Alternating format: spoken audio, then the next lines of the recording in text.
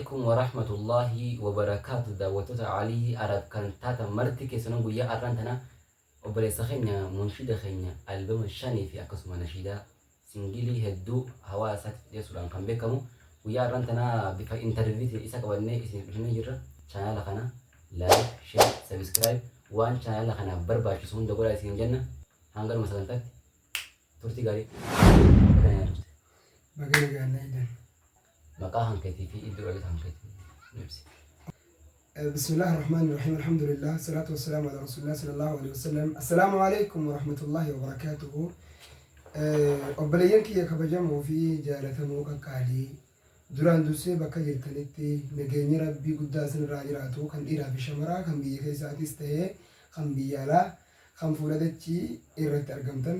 Ani maqaan koo Aliyyii Arabiin Jaamaa iddoon itti dhaladhe immoo baha Oromiyaa aanaa Qumbii jechuudhaan beekamti biyyi teenya gammoojjiidha.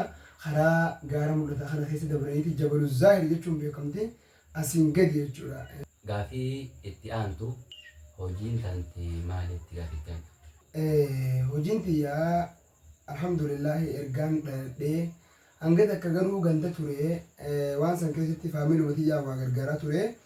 Ergasii booda barumsa amantaa islaamaa barachuufiin ummaa tiyya biraa bahe haadha abbaa tiyya biraa bahe biyya namaa keessatti guddadhe barachaa sadarkaa kanarra gahe alhamdulillahi rabbil aalamiin tarkaanfachaa rabbii galanni haa gayu as geenye ja'a barumsuma irrattiin fixee hanga umrii dabartee ammallee hanga hafe keessatti barachuu fi barsiisuu akka rabbii hiree tiyya naa godhu asumaanuu du'aan isin dhaammadhaa. Amma ammoo garuu barachaatuma waa hanga rabbiin alaaffisee barsiisuttiin jira. Oh my God! Teeriin qixoo fi dorrobbii jetti Oromoon waan rabbi nu barsiiserraa waan qusanne ol hin kaayyanne boollatti hin naqanne hawaasa kootiif gumaachuuttiin jira jedhee yaada. Eega gandaa keenyatti hin guddanne an biyya Oromaa keessatti hin guddadhe eega jee mee mudannoo qaraatee kan sumtatti takka nuyi. Osoo barattuu mudannoo sumtatti. So maashaallah bareeda rakkoon qabu ani biyyuma Oromiyaa jechuun biyya Oromaatii fi biyyi teenya garaagarummaa beekama. Biyya Oromaa yoo jennee biyya tanteet irraa baatee karaa biyya biroo yoo imalte biyya Oromaa jenna. Teenyutum teenyuma yoo. Qoy fakkeenya isaa godhu. Anaan fakkeenyaaf bara kuma namaa fi kudhan yommuu maala kanan darasummaa deemee laangee dhaqee darasummaa. Gaafa sana usulaan qaba. Darasummaa asii keessatti laangee dhaqe. Dachii laangee san qishoo dachii qe'ee fara qabta. Wallaahi ganda keenya dachii ashawwaadha.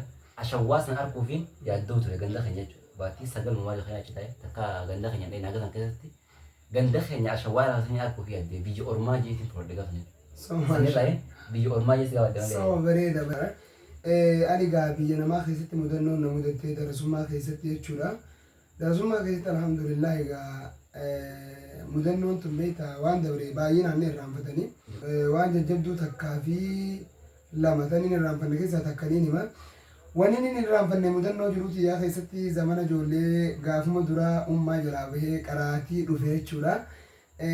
Ganda qaariyaa jedhanii beekamti qaariyaa jechuun bakka irraa nyaata fudhatanii warra Harargee kanatti kan beekamtu darasoonni alhamdulillah hedduu takka hawaasni keenya diinirraa waan qabaniin qusatanii sanirraa anaa nyaata qaariyaa tiyyarraa fudhatee deemu sareen naanitee saanaan harkaa darbitee saanaa darbee saanaan jigee qullaa saanaa guggugaa gandattis deebisuu sodaadheetumaan masgiidumatti darasatti hin dhufe. Bakka akkasitti mudannoo jabduudhaaf garuu na keessaa baduudha diddee kana gaa mudannoon qabu. Albama shan hawaasa kan keetti qopheessee jirtaa jetti. Mee nashiidaan itti kasa mee takka kasi gammachiisu akkam jee. Nashiidaa kiyya keessaa tan nan gammachiistu albama lammaffaa jireenya wallaalaa yaa tulluu iyyumaa firraa waan singarree iddoon ilma namaa jiruu gadii tantu har'aa olii yaa'ee hawaamaa. Furmaata guddinaa diin islaamii qabaa quraana hadiisaan koottaanuu qaroomaa. Dumuj gurban gaafa nashiidaa akkana nafa qaba. Yuutuuba isaa jala seenaatii nashiidaa gadhiin jeetu jira. Ni jirti. Nashiidaa yuutuuba isaa Aliyyi Arab jira. Aliyyi Arab jira moo? Aliyyi Arab tuub jira.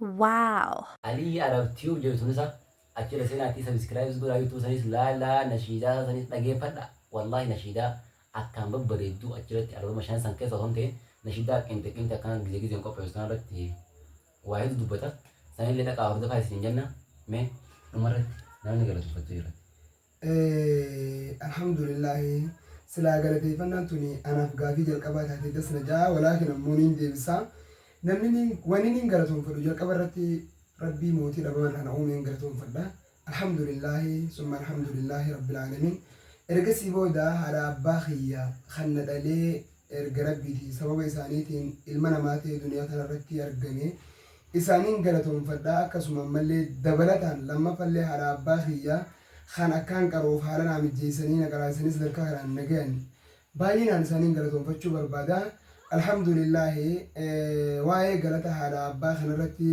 nashidada kalle warabetin ture ta irra tumura isi boda nashidada kalle waramne nashida video si yero baba khas dalagu jira inshallah nidufnani nashida sanaka ajabati nidufnani video si warabu jira araba video si warabu wala cinta korra video si warabu jira video isi yero baba khas inshallah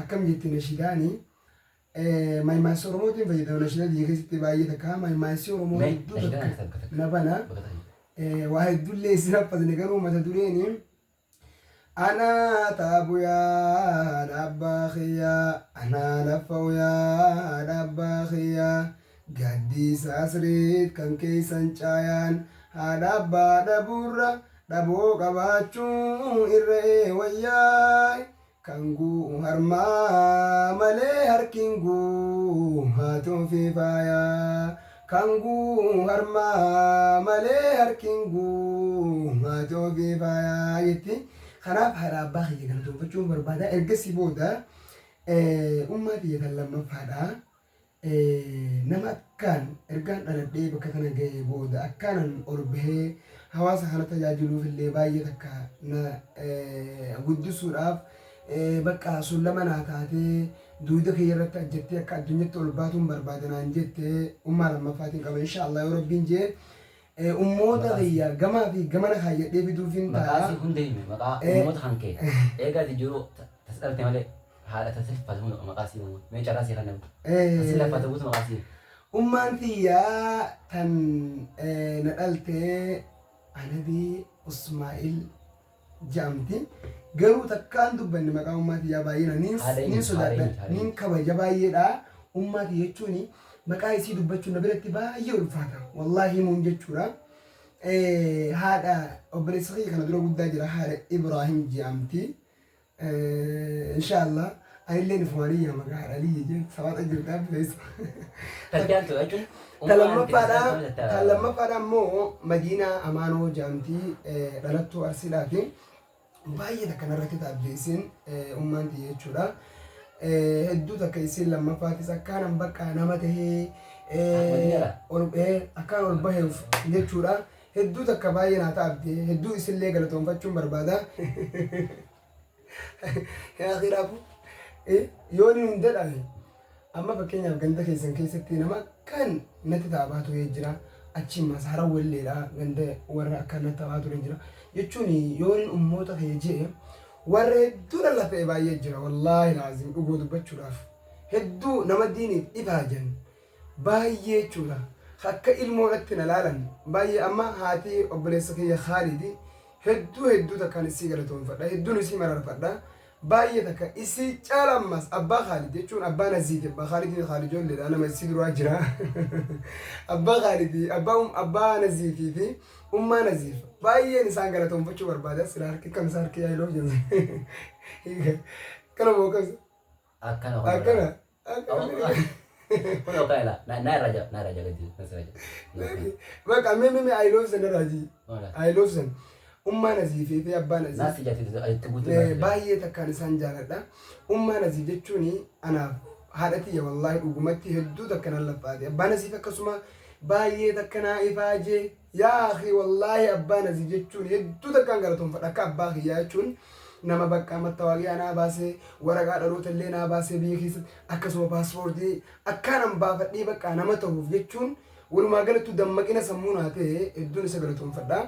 Asumaan ammas dabarsee sistaroota kiyyaa obboleeyyan kiyyaa warreen yaadaan na bira dhaabbatanis akkasuma ammallee yaada bichaa miti warreen waan qaban narraa hin qusatin hedduu jira. Hedduun isin galatoonfadha. Kana caalaa osoo naman ta'in namaa ta'uun hin jiru jedhanii an nama ta'uuf ifaajutti hin jira tattaafachuutti hin jira isin du'aayin haa godha inshaallah.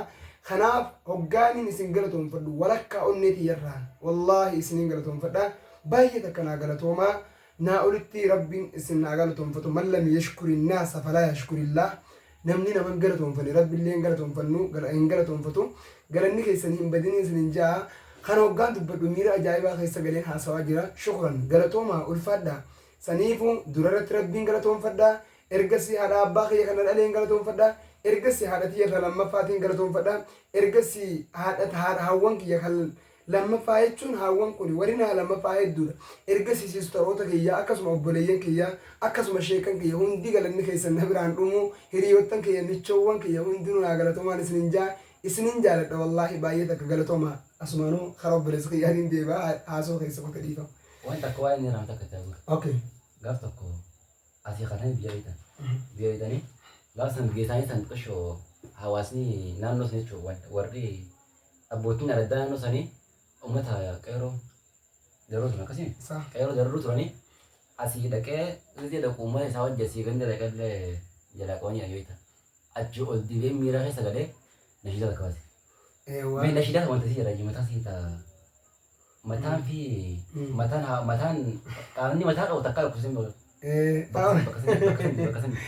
bakasan ini rahu bakasan Waina yaadu mataan kan koo na yaadu sakkaan lakkifne mataa birrii yoggaa qoranne qaamni isaa takkaan rakkanne Kenya kun ismaleen beeyne achirraa beelaa nagamne yetti gaati deemti boodatti wanta inshaallah. Wallahi nabila jala farsa sun ta'a wallahi billahi haasa keenya namaan ana kaaluu bu'uura jaaladhu bakka jechi inni fayyadamu guutuun jecha miira nama kaasu wallahi an nashidaa san amma ammaa tana hin dhageeffadha nashidaa wanta akka keessan eegalan amanta akka maali mata dureen si nashidaa san dargaggoota itti isaa fi obboleessa keenya Sharaf Nuro nama jamu Ustaz Sharaf Nuro. Ustaz Sharaf Nuro bersisa madrasah bila magala harus ketemu. Aywa markaza Imam Shafi'i Zumir Karasani nama jaibati. Isawat juga sani. Wallahi nashidan Anglizian lagi fardu. Mira khis sini nashidan ifnosi tipu bo khaylo li sini nashidan. Nashidan kisah pada kau itu kubah. Amal era di bulan nama kana menjawesa YouTube sa like share subscribe sini gua. Wa YouTube ni sa orang butuh gua Yero dia khasti. Nashida cahaya harati. Nashida cahaya harati. Olma harati. Sah. Nashida san video sitin to karo ya ne borulle ganama badisan to ya na. Naga nutura. Wassalamu alaikum warahmatullahi wabarakatuh.